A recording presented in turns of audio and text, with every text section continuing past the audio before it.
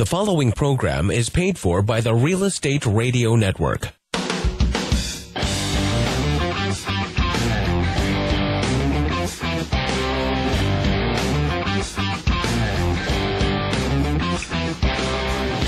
You're listening to Real Estate Radio Fresno on 105.9 The FM KMJ. Now, live in studio, your host, local real estate expert, Craig Barton. Good morning, Central Valley. I am your host, Craig Barton, and welcome to the Real Estate Radio Network, the most important hour of radio each week, here on 105.9 The FM KMJ. Real Estate Radio is a show dedicated to bringing some rational thought to the crazy world that we live in and helping you to rebuild the Central Valley's housing and credit markets.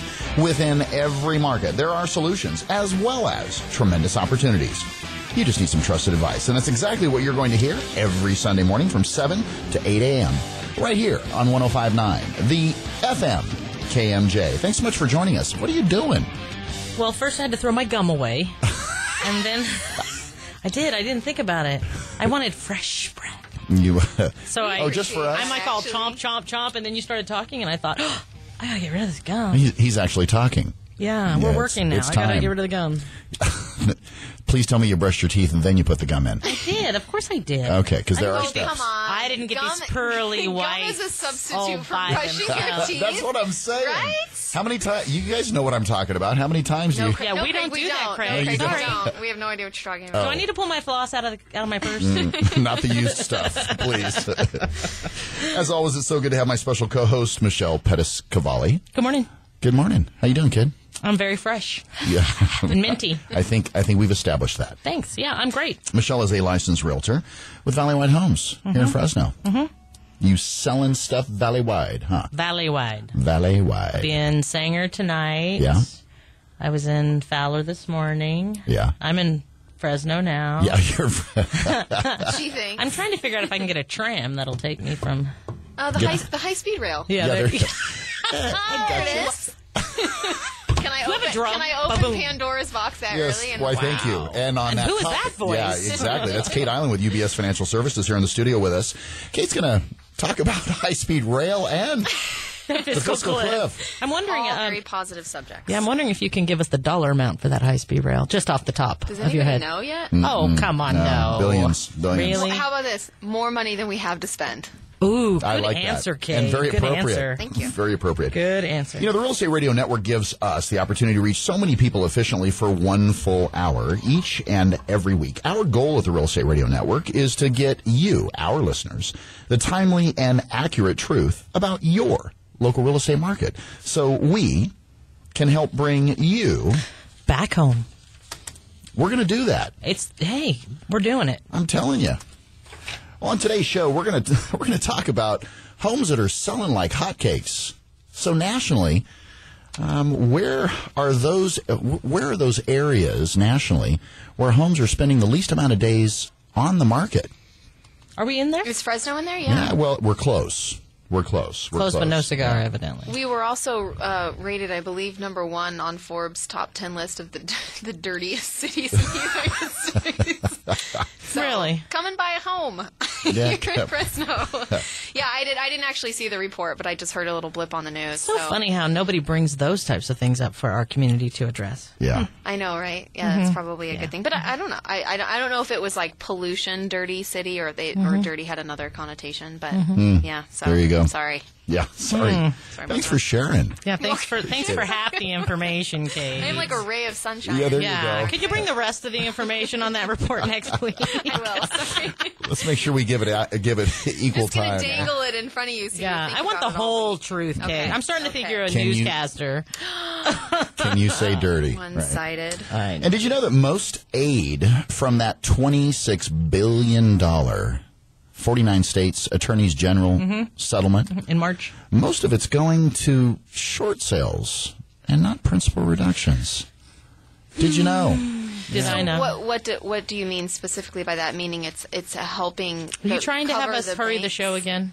No, I'm sorry. That's Oh, a top story we're That's going to called address. that's called a tease. Okay. Kate. Yeah. Well, yeah. I'm interested. You got me. Good. Right. We got a hook, Yeah. line, and sinker. Yeah, exactly. Also, did you know that FHA, the Federal Housing Administration, is tweaking programs as well as their MI requirements to help improve revenues and cut losses and hopefully not ask for a bailout.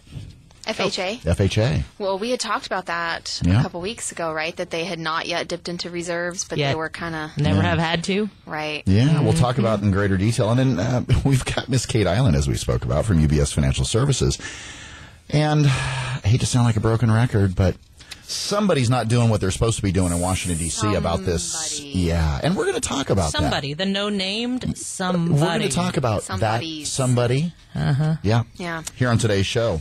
Make sure you stay with us. Again, if you have any real estate or mortgage-related questions or questions regarding the information that Kate, Michelle, and myself share with you on our show, it all starts with one call, and that's one call from you. Call us anytime. 800-979-3958. Again, that's 800-979-3958. We'd love to hear from you. You can also go to our website. Check out our resources online at REO, FresnoHomes.com. To friend us on Facebook, use Press 4 keywords. Friend Valleywide on Facebook. Or use Press 4 keyword. KMJ, call Valleywide. To call us anytime, not just during the show, but you can call us anytime by using those Press 4 keywords. Well, you have to have Press 4, though. Yeah, you have to have Press 4. If you don't have Press 4, go to the App Store, PRESS number 4, or go to press4.com.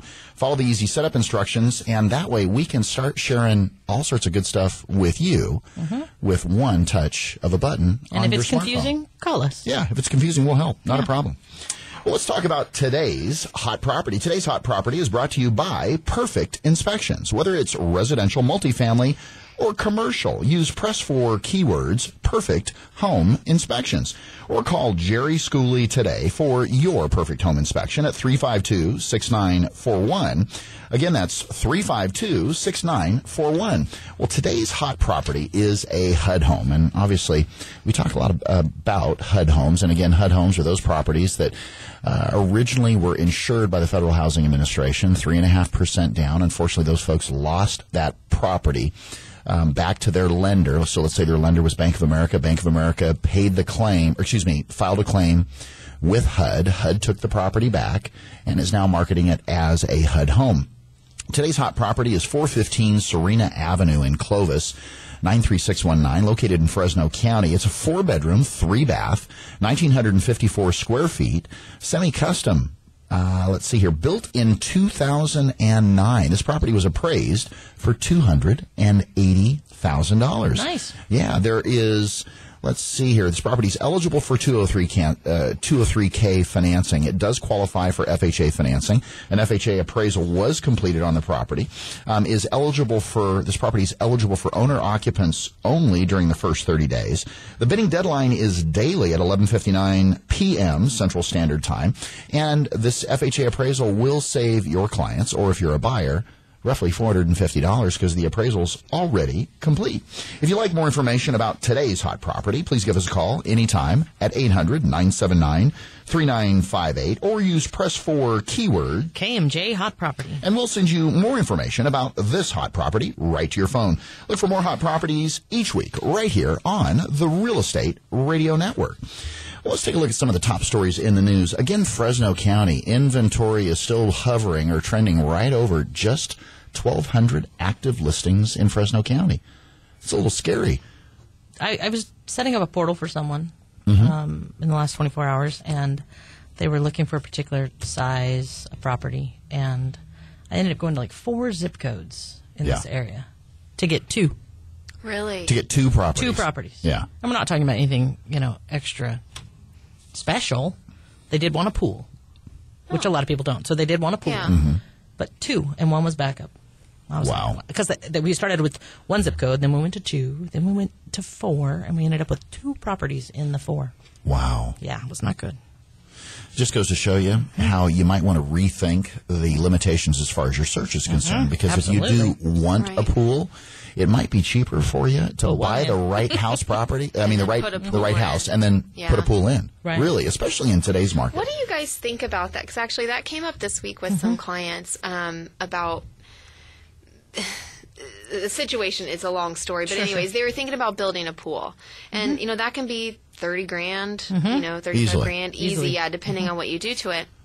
So the question is, do you really, when you go to sell a home that has a pool, do you really get the value out of a pool? No. No. Okay. It is pure entertainment. It is. Okay. It really is. Was it 5? Yeah, 7? Because for some people, a pool is a big negative. so let's talk about that. That's real true. quick. Yeah. Let's address it real quick. So let's say you do spend $25,000 to $30,000 as far as a pool is concerned. To some folks, it will help in terms of marketability. It will help in terms of what kind of spread do you have in the backyard as far as is there a water feature? What does it do to entice people, or maybe someone that doesn't have a pool that doesn't know that they might want a pool. Flip side of the coin could be a huge negative because folks look at it and go, you know what? My neighbor at my other place that we just sold, they told me one of their utility bills was $800 a month. Right. Well, and just the monthly, if you don't take care of the pool yourself, the monthly upkeep on that, not that it's outrageous, but you could spend between $50 and $100 on easily. care. Plus your electric. Plus your chemicals. Plus. Right. Well, and there's a lot of people who don't want pools because of children, because for them it's not a value to them. Right. And so I think you really have to look at it. It's like putting something special in the front yard. It's aesthetic. Most people walking through your house, looking to buy your house, are looking at as an aesthetic, if it's a positive, and entertainment area, and how is it presented. Right. But at the end of the day, if they are not desiring a pool, most of them would just walk right out if it's got a pool and they didn't want a pool. And they didn't want it, There's a difference between spending $30 or $40 on like a nice kitchen upgrade or a bathroom upgrade versus you're going to get your money back. You're going to get your money back. Okay. Certainly. Exactly. That's good to know. There's definitely ways or better ways to spend your money when it comes right down to it. Right. But if you want it for, like you said, if you want it, And for that's what I was entertainment gonna value. say. I mean, we had a pool when I was a kid growing up, and it was tons of fun. Correct. I also didn't have to take care of it. Yeah, exactly. So Or pay for it. My parents, or pay for it. So my parents might have a different point of view. But I know specifically when my husband and I were looking, for our house, we did not want a pool. Well, Specifically for that reason. Because of time parameters or Right, whatever. right. And that's a lot of people look at it as long-term investment too. If they move out and rent it out, is that something they're going to want to rent out? The risk is high. Right. There is Insurance liability. comes up. Sure. Right. But there's liability anyway, just having it. It affects your homeowner's policy. It affects all those little does. expenses. So Oh, I didn't know that. Makes sense. I mean, naturally. Yeah. Interesting. Well, did you also know that homes are selling like hotcakes? Newsflash. Hello. Hotcakes? Yeah, I think hotcakes. Michelle knew maple that. syrup, blueberry.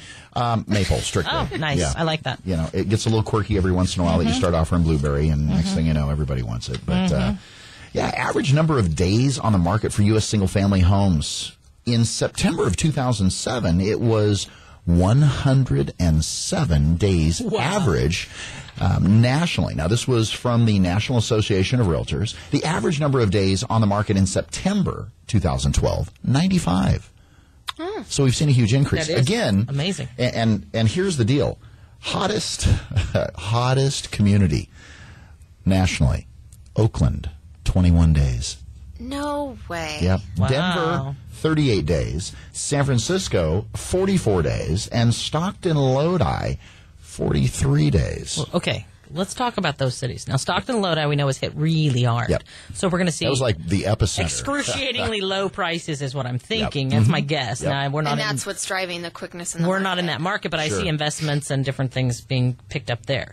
Now, San Denver... San Francisco, I would get. Yeah, San Francisco is going to supply have demand. supply and demand, but also you're going to see your equity rise quicker on those properties, potentially Right. based on where they're There's located. more to make and more to lose. Exactly. Didn't in like 2007 or 2008, didn't prices in San Francisco, weren't they up slightly? I want to say it was like 3% or something, but it's almost like it's a little bubble. Just Of its because, own, again, sure. yeah, supply and Absolutely. demand. And the demographic there is there's only so much real estate. There's only so much Sure. land Right, that right. makes it such. Right. That's why it's that much higher demand, as well Right. as.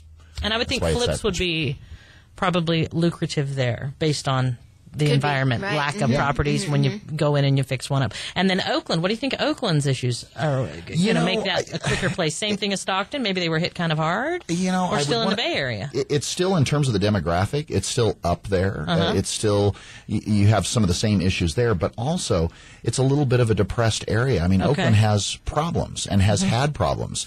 Citywide, countywide, yeah, exactly. So And why aren't like Detroit and Vegas on those lists? They're not moving at all. probably. Yeah, exactly. That's the difference. Oh. Yeah, Gotcha. Detroit, Michigan. Gotta have And jobs. that means that houses actually have to be sold. Yeah, you have to go on buy that and list. sell to Thank go you. on the list. And Yeah. in Denver, I'm thinking vacation. It's a high income, area. Yeah. A lot of resort I think I read communities. something that there's actually been a big population shift there. There's Really? a lot of people moving to Colorado, yeah. Oh, That well, could be it. yeah, Interesting. $3,000 a month out of California. I know that.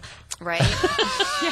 For what reasons? Oh. Did you know that most of the mortgage aid from the mortgage settlement, that $26 billion settlement that we saw first quarter of this year, is actually going to short sales? Yeah, explain that. Kate and I are both Yeah, confused. so because my immediate question is short sales, meaning it's aiding the banks who are taking on that. Like, I'm who thinking are, they're you know doing what I mean? cash for keys and justifying it. Well, there's whenever you submit a package for a short sale, there can be what's called relocation assistance. And that relocation to get the assistance, people out of the house, exactly, right? So that they can go in and fix it up and stop that. Well, let's not. Not a whole lot of fixing up. No fixing up's happening. okay. Yeah, let's not- Okay. But the best part is if they can keep the resident in there until they move the property, that helps because they've got Then it's not maintainable. vacant. So that's part of their negotiation strategy. We're going to give you X amount of dollars when you move if you maintain the property, potentially. Right. Okay. I know that the last short sale I did, as soon as I received the listing, the bank who owned the property was in there taking pictures left and right before it went on Oh, yeah. full market because Oh, yeah. they want to make sure you're not going to destroy that house after it goes short sale. Right. So, Under the settlement, the banks were required to give homeowners aid in the form of principal reduction, now short sales, as well as other certain types of modifications. It just so happens that it hasn't totally panned out the way they had expected it to. And through September 30th, the three banks, which were Bank of America, J.P. Morgan Chase, as well as Wells Fargo, had provided $8.4 billion, but not in principal reduction. So they're giving that money to people that are no longer even in those houses. Well, that is, they may be in those houses, they may be, but bottom line is Well, it's if a short provided sale. it didn't go to principal reduction Correct. and towards a short sale, that means that they're Correct. essentially giving money to the people who are no longer in those homes And what no they're- longer making payments on Or those. going to be. Or Yeah. going to be. And then they move the property to a new buyer, which, can I just say, generates additional jobs and income on the other side of the house, which Yeah. is generating loans, generating these other, and also changes the ownership of those loans to new homeowners. And their hope is, I believe, they're banking on them Payback. being more stable, And performing. where the others haven't been. So then how... I'm not sure how I feel about that information about where the money is going for that program. Like, how does that strike you? Is it surprising? Not really, no.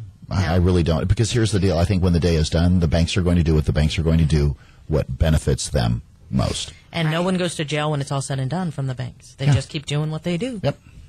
All right, moving on. Yes. Although, little fun fact for you. Oh, so I love those. 4 years ago, on last week Monday, was the when Bernie Madoff was arrested for his big Ponzi scheme.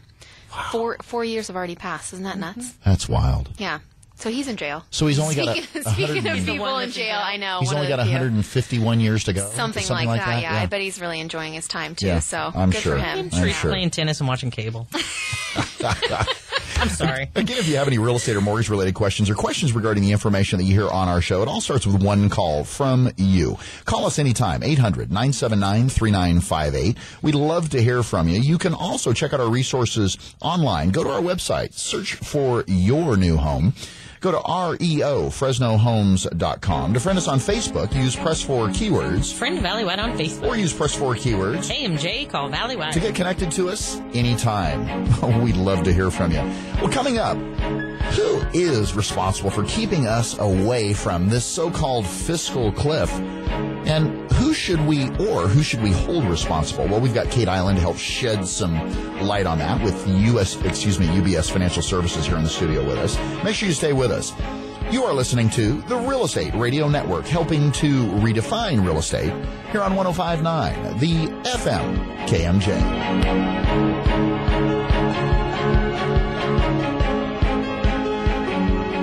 This program is brought to you by the Real Estate Radio Network.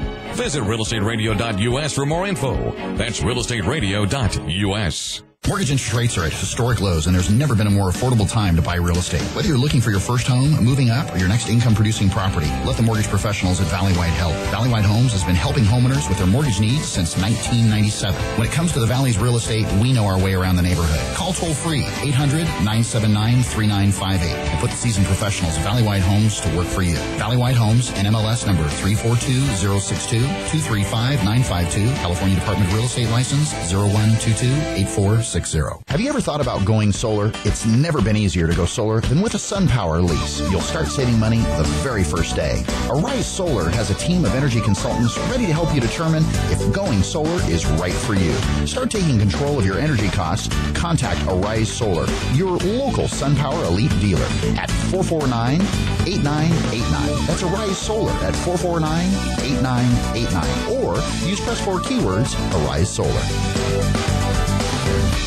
Did you know that all the tickets you can buy on different websites come from the same place? Did you know that you can buy every ticket you need to any event in the country, the whole country, from Pete's Seats right here in Fresno? If that's the case, you need to call Pete's Seats. Any ticket, anytime. Sports, concerts, theater. Hey, there's seats, and then there's Pete's Seats. Premium tickets for all events, local, national, worldwide. Don't settle for a regular seat when you can get a really good Pete's Seat. Online at peteseats.net or simply 294-SEAT. That's 294-7328.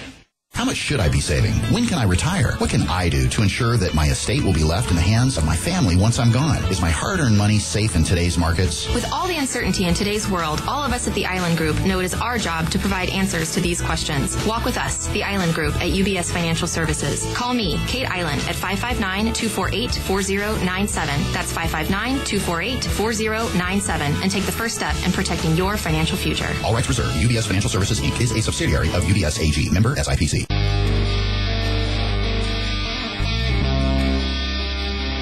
You're listening to Real Estate Radio Network with local expert Craig Barton. Now, here's Craig. All right, Kate, I want to know, who's responsible for this fiscal cliff? I mean, really, who should we on Capitol Hill hold responsible for this fiscal cliff? Well, interesting, I should ask, right? Yeah, so I'm sure that there are probably a lot of people who just singularly hold President Obama responsible.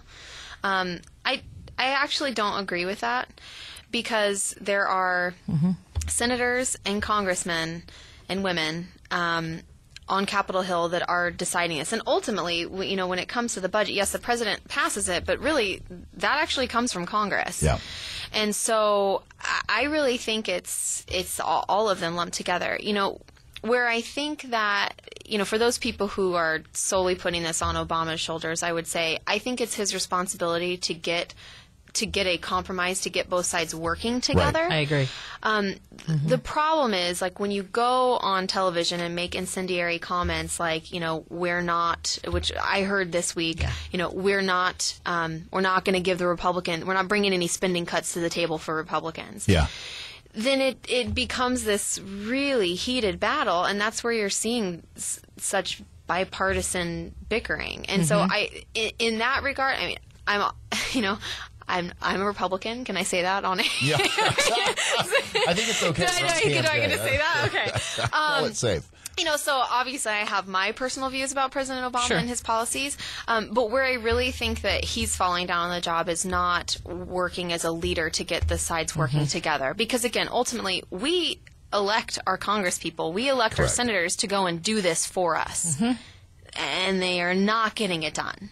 Not even close. In fact, Harry Reid said this week on Tuesday that we may not reach an agreement by Christmas. Really? That's a surprise. Yeah. Right. Yeah. I didn't see that one coming.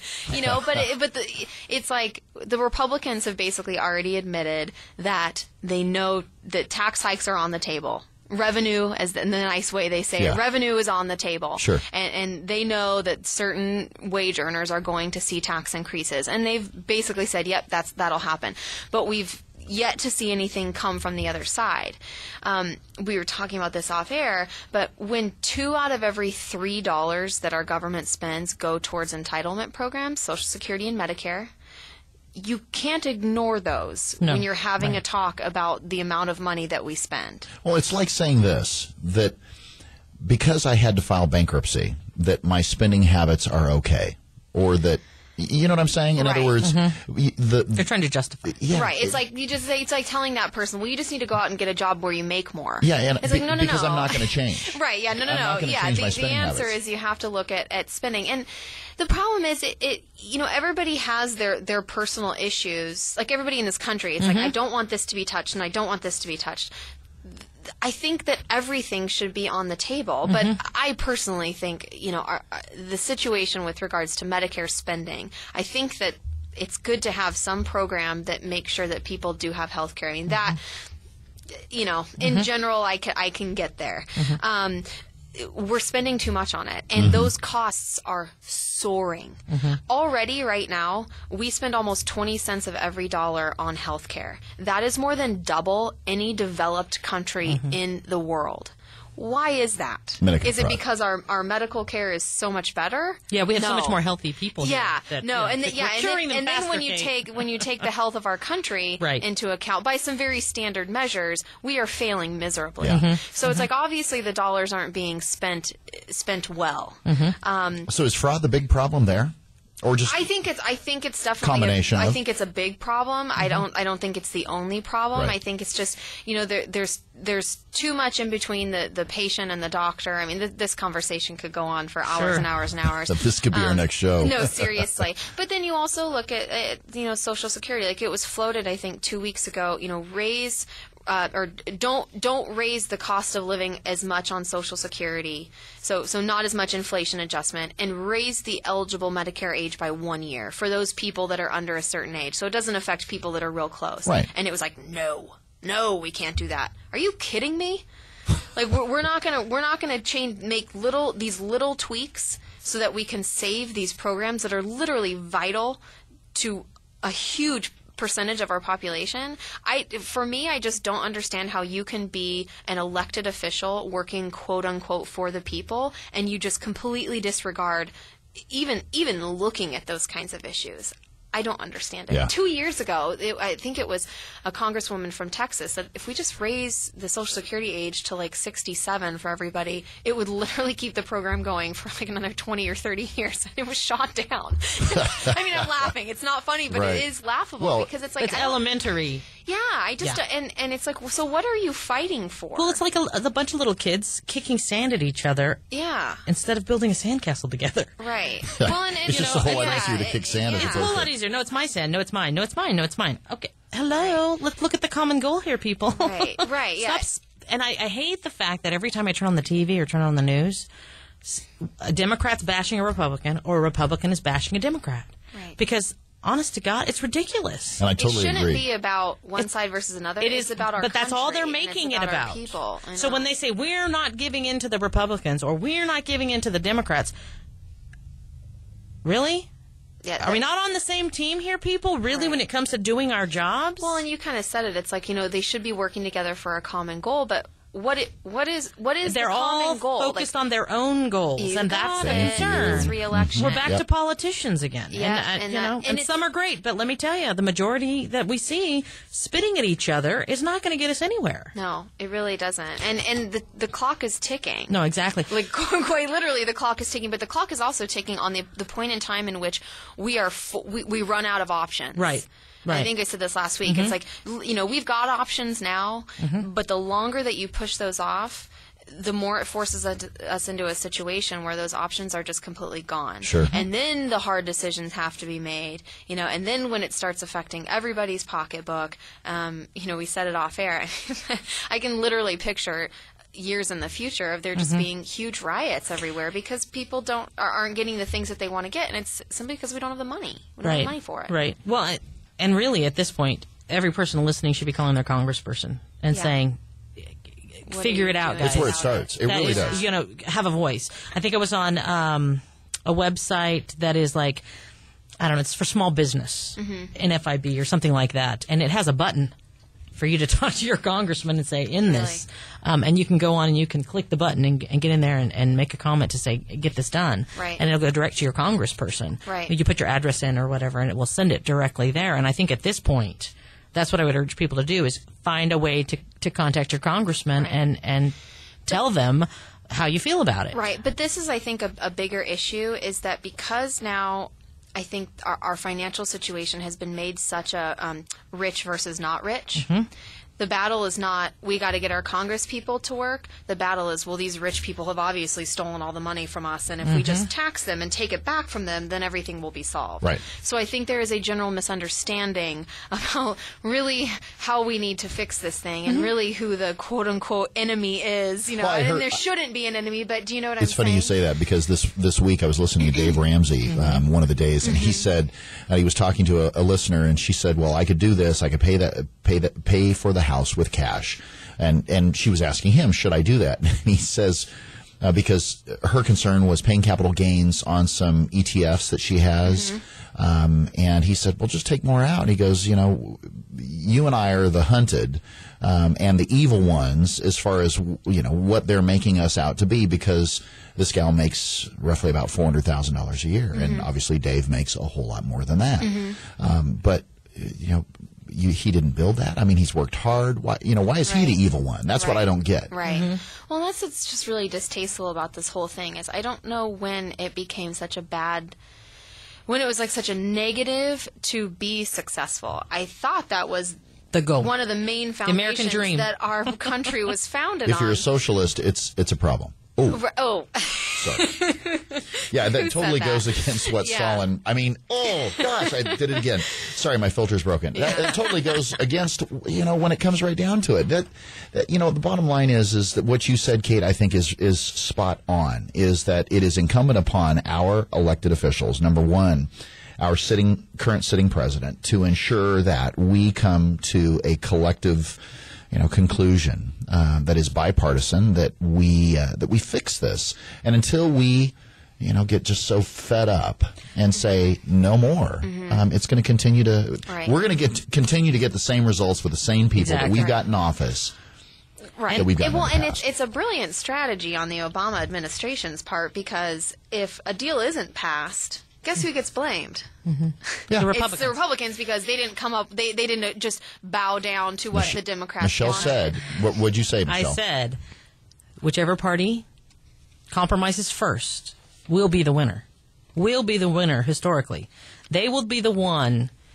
I really believe. I agree, except that if one side compromise is a vague term in the scope of this fiscal cliff, because again, the GOP has said publicly, this is not, I am not being opinionated here. Publicly, they've said, okay, like we'll agree to the tax hikes. We'll agree to that. And there has been and they've actually submitted spending cuts to the Democrats, were rejected. And the Democrats then said this week publicly, we're not going to bring any spending cuts to the table for the Republicans. So then as a compromise, the Republicans just say, okay, because we want to avoid the fiscal cliff, which really is the best thing for the American people, you know, do we just then roll over and say, yes, we'll accept whatever you want? And here's how I don't think they win. I don't think they win in any here's of what those I think scenarios. they win. I think they win that our country is still standing when it's done, and that we move forward, and that they initiate spending cuts in another manner. It almost sounds like what you're explaining is... how do you get that done? Like, when this is the point in time at which either side has the leverage to say, like, hey, these are the things we want to get passed. And this is the ultimate issue right now, is that, you know, both sides are trying to hold on to that leverage that they have. But again, the problem is that the Republicans are going to get blamed no matter what. They pass a deal and it's a weak deal, the Republicans get blamed because they were holding everybody hostage. It sounds they don't pass something, the Republicans get blamed because. And I think if you were a Democrat sitting in that chair, and it doesn't matter to me which side I'm talking to, I feel like if you were a Democrat sitting in the chair, you would say, if we don't get it passed, we're going to be to blame because Obama's back in office and they're blaming it all on us and blah, blah. So I see the news and the press. Either way. If you're a Dem, I hear you complaining that we're going to be the ones that didn't do what we said we were going to do when we got elected. Right. And the Republicans are the ones saying, wah, wah. You know, I just see it being the same story on both sides. Yeah, the difference in that, though, are like the Republicans are the nasty rich people, and we're the bigots, but and we hate women, press. And you know, and this. I mean, I know that's the press. But that also is then again. Go to Facebook the day after the election and look at some of the comments that were made. And this is the general public, and these are the thoughts of the general public. And you will. And I really do think there is a bias there is a bias against the Republican Party as it being like that stodgy old party. They're only there to protect the rich, like, and that is quote unquote evil. And I think that's the perception based on how the Republicans sometimes speak and behave. I don't, because all Republicans, I'm a registered Republican, and I am not that way. Right. Anybody who knows me knows. Right. At the same time, I think that it becomes a situation where the liberal press is out there bashing the Republicans and the more conservative press is out there bashing the Democrats. So we have the two sides, and they both are going to wham no matter what.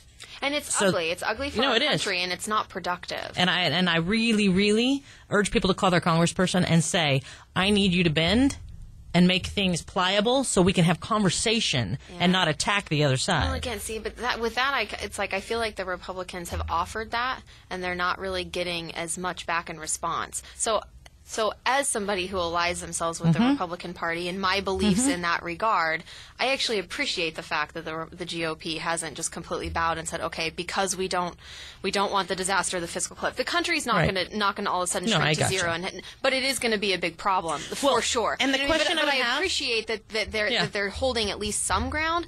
The problem is, like, how do you get both sides to even come close to meeting in the middle? And I think it's that's a conversation. where I think Obama is failing lacking as a leader. Because really, it is a situation where are they even getting to the whys and wherefores? We aren't willing to cut this, and this is why. No. How can we go around that? How can we work with it? How can we make it more efficient? There are no rational, I know, that's the issue to me. Talking points with regards to this situation. So it's all political grandstanding. So I really wish that one of them would give in and say, let's talk about the whys and the wherefores, not just the headlines. Let's just pray for the best worst case scenario. Absolutely. Yeah, the best worst case scenario. Seriously. Absolutely. You know, we'd love to hear what you guys think, listeners.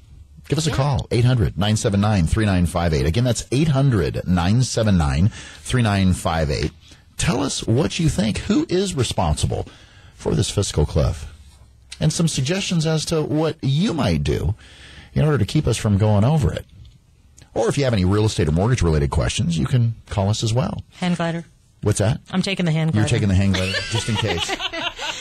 She's a prepper. On food, water. She's a prepper. Exactly. Check out our resources online at REOFresnoHomes.com. To friend us on Facebook, use Press 4 keywords. Friend Valley White on Facebook. Or use Press 4 keyword. Oh, KMJ Valley White. Yes, that's Fiscal Cliff. That's you. KMJ Fiscal Cliff. Yeah. Yeah, to call in to us anytime. We'd love to hear from you. We're going to continue our conversation with Kate Island from UBS Financial Services. Make sure you stay with us. You are listening to the Real Estate Radio Network, helping to redefine real estate here on 105.9, the FM KMJ.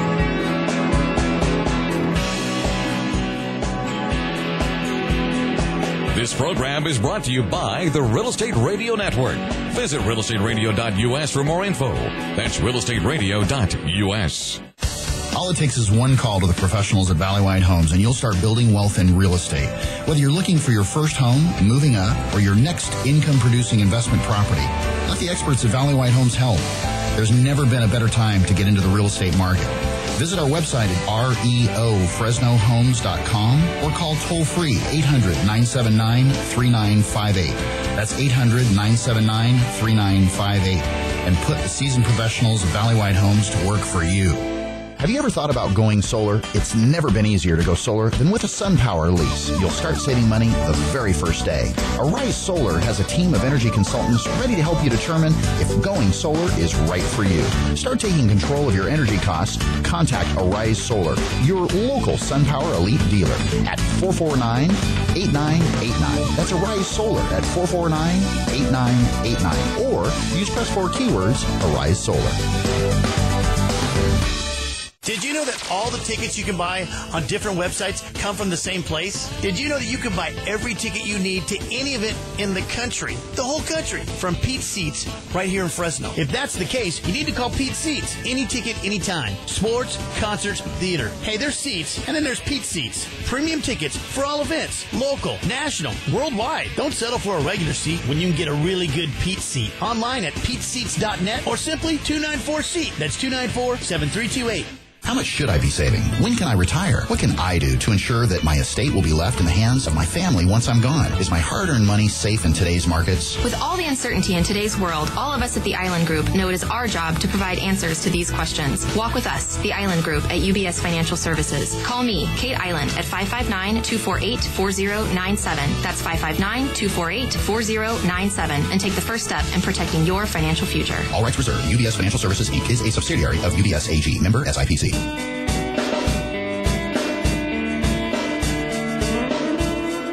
You're listening to Real Estate Radio Network with local expert Craig Barton. Now, here's Craig. Now, Kate, in terms of, we keep talking about the fiscal cliff, obviously, because it's top of mind, and like you mentioned, it gets talked about 16, 17 times an hour every single day. But what kind of effect have you seen the fiscal cliff have from kind of a global standpoint as far as our economy is concerned? Yeah, that's actually a great question. So there's kind of two different sides right now to what's going on. You've got the consumer side of things, and you have the business side of things. From a consumer standpoint, things are getting better, and that's definitely a stronger point in our economy. Last Friday, the Department of Labor reported non-farm payrolls were up 146,000 jobs, which was higher. The consensus estimate was about 85,000. So it blew that number out of the water. Unemployment figure dropped to 7.7%. We all know that's a fake number because that does not include really the people that are underemployed or have given up the search. Right, sure. You got it exactly. But jobs numbers are getting better. With low interest rates, people's overall debt situation is getting better. A lot of families are choosing to pay down debt, so you're seeing, falling debt burdens versus your total household income. So that's helping a lot with consumer cash flows. Last week we talked about, holiday spending. And do you think there's a residual effect there, real quick, just kind of to strike on that tangent there? Do you think there's a residual effect of we saw a huge increase in the number of bankruptcies nationally going through this last crash? And do you think that, because I talk to so many people on a regular basis that share the same story. I filed bankruptcy in 2008. I filed bankruptcy in 2007. I filed bankruptcy in 2009. And I'm now wanting to buy a home. And when you look at their debt picture, comparatively speaking to the amount of debt that they originally filed on, it is amazing. The picture that it paints to me is a greater sensibility in terms of just fiscal responsibility towards what you do, how you go about doing it, whether you can afford to or not. And I think there's some folks, I talked to a client recently, and their debt picture was phenomenal. Comparatively speaking to their income was amazing. Right. And I'm thinking, now this is somebody that's got things under control. Right. Whereas whatever led them to that point to file in the past, they may not. So they've altered their behavior. Exactly. Yeah. And I guess that's what filing bankruptcy is supposed to force. Because it's obviously much harder to get credit if you can even get it after that point in time. So, it forces you to live under your budget. So I think there's a lot of that. I think we did see the savings rate increase in this country quite a bit since the crash. It's been coming back down a little bit lately. So we know that consumer spending has picked up. So people are choosing, instead to pay down debt, they're actually going out and spending it. So we'll take that for whatever it's worth for the economy. It's good for the economy, but we want people to have plenty of savings. But I think there is probably a greater sense of responsibility when it comes to your personal financial management than there was, say, 5 or 6 years ago. It really is. I think so, forced or otherwise. Unfortunately, there are still a lot of people who have not learned that lesson. Or that are going to be learning that lesson. Or, seriously. that are going to be learning it. But I've not clients of ours, but I know people who've filed bankruptcy 3 times, and it's like, when do you learn that? And hey, things happen, and I get it, and no judgment passed on that. But it's like, at some point in time, you've got to learn some lesson about that and kind of get it in order, because that's no way to live. That's really stressful. But I think that I do think that consumers have wised up to their debt situation, and at least on the whole, debt has been coming down. So sorry to segue there, but no, that's okay. Well, so The fiscal cliff, as far as the effect on consumers, at this point in time, I think it's been minimal. Not on their psyche, No, I but on agree. the actual numbers of what they're spending on their psyche. Obviously, we know just from the conversation we had, it's an important topic. But on the other side of that, there has definitely been a drag on business, and that is hurting our economy. Business investment spending, so big projects, new buildings, depending on what the business is, big capital outlays have really been held back. And that's a big problem because that's new jobs, that's money spent in the economy, and it's not getting spent because these businesses don't know what their tax rates are going to be. They don't know, really what the cost of adding more employees is with regards to health care. So there's just a lot of big what ifs. So you do see a lot of businesses with cash on the sidelines. And there was actually a report that UBS published that said that capacity utilization rates have been falling in most sectors of the market since February. So capacity utilization refers to to the extent to which a business actually uses its installed productive capacity. So if you have a machine that makes widgets and it can make 100 widgets an hour, but you're only making 80, you're under your full capacity. Gotcha. And we've seen that happening, which means that businesses are not as productive as they could be per employee. So how many of the new employees are you going to take on if the ones that you already have are not, are not helping you get to the highest capacity? This is also a reason why inflation has been really tame. Until unemployment gets down further, until capacity utilization rates come way back up, inflation is really tame. But when those things, a couple years out, look out, because we have printed a couple $1 trillion during the last however many years, and that will come catching up with us. But going back to the fiscal cliff part, that has been the effect. And so we're seeing, and in fact, I was just reading some literature outside of UBS, but just saying hey, we're going to have very low growth in the United States. The days in which we're growing, our average growth, is about 3.4%, and he was kind of saying, say goodbye to those days. We're lucky if we're going to grow between 1% and 2%. Yeah. Some of it has to do with demographics, but some of it is just really what's going on in the country at this point in time. So I think it's what we're seeing here politically. I hope that this is just kind of a short blip in time, but I do think that investors and really just people need to get used to things just being a little bit slower. Times are not going to be as booming maybe as they were even if in this the does past get 50 resolved. years. Even if it gets resolved. Yeah. A resolution doesn't automatically pay off our debt. Correct. Yeah. A resolution doesn't automatically get our budget in line. There are going to be some hard decisions that have to be made, and it's gonna hurt. I think people. I read an article this week that was like $300,000 per person. Oh, of debt? Of debt. And one thing not at all. I absolutely. And one thing you touched on earlier, Kate, was unfunded pension liabilities. Yeah, there was actually an article on Bloomberg this week just talking about, it was specifically referencing the state of California and some decisions that our previous governor, Gray Davis, made, and that we're still all kind of paying for that. And even with Jerry Brown now and some decisions that he's made about accrued sick time and having that paid out, but when you hear stories about people retiring with over $600,000 in unpaid sick time, and they're actually getting paid out, and then you look at pensions and that, it's just things have to change. And this is where for my Democratic friends, this is the conversation we have, is I don't care what side you sit on, but you have to admit that things have to change. Yep. There's no way that we can continue on the spending pattern, both on a local and state level and on a federal level. It's out of control. Yep.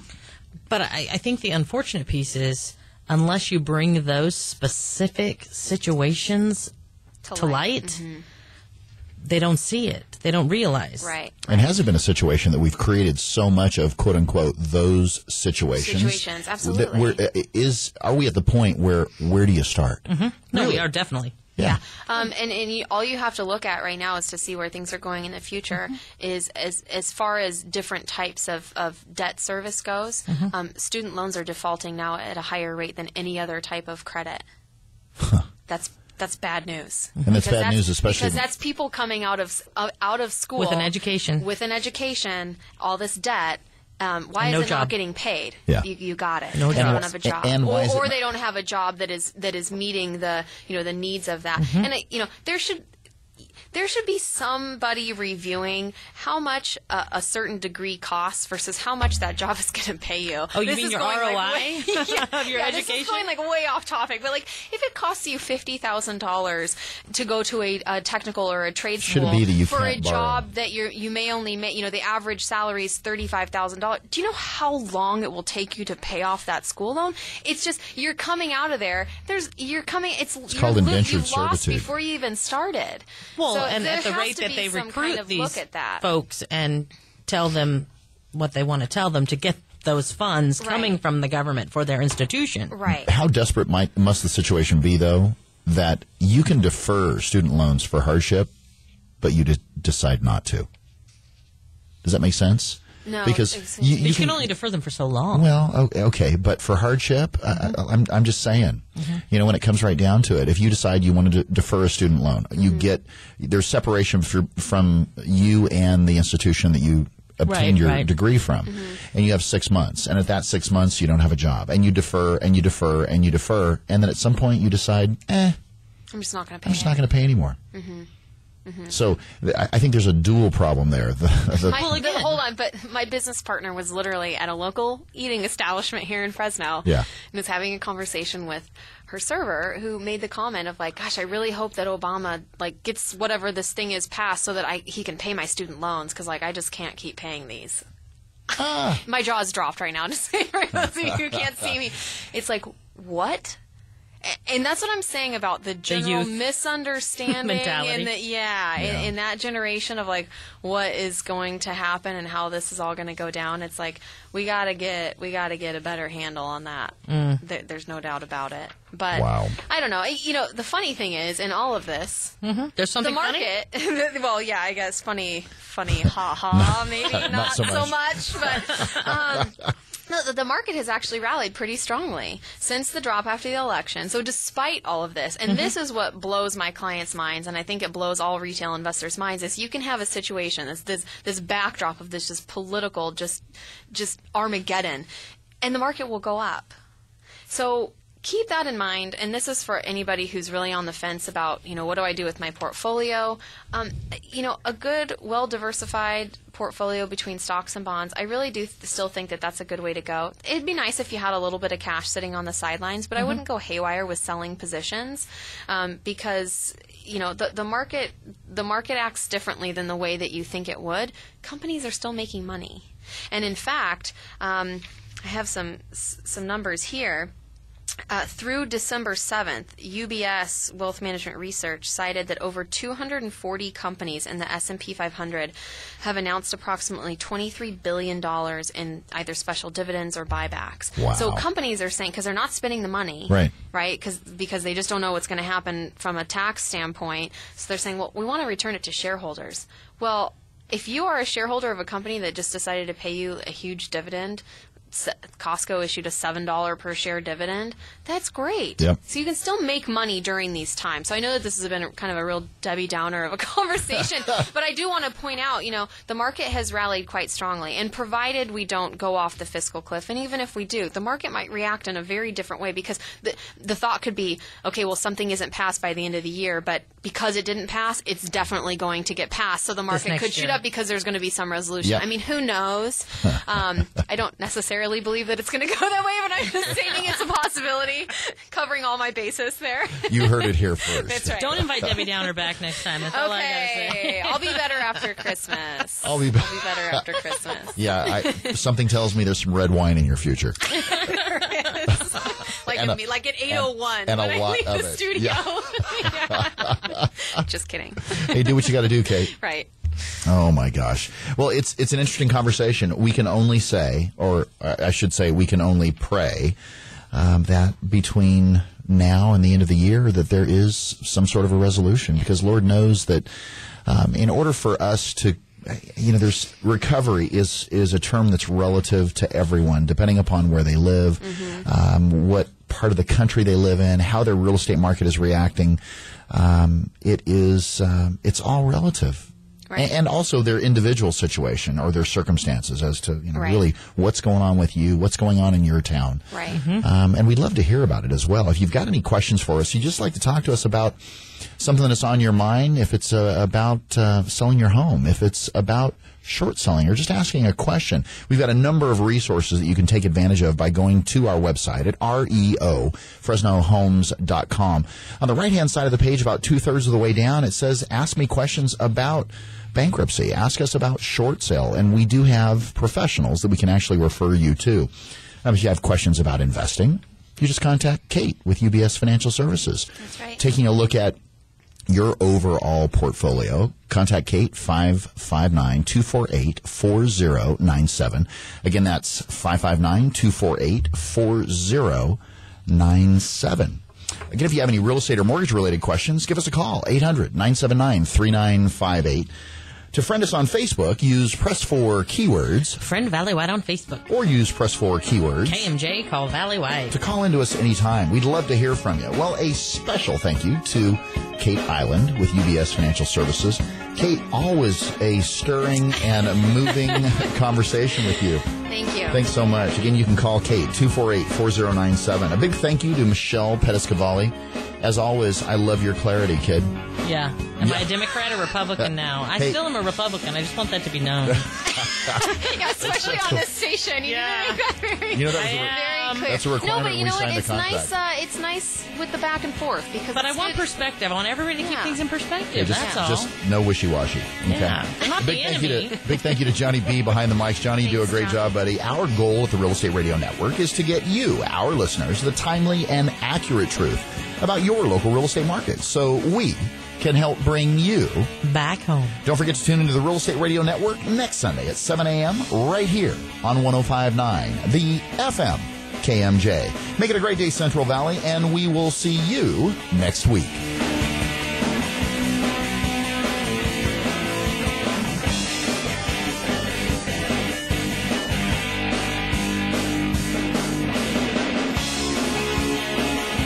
The preceding program was paid for by the Real Estate Radio Network.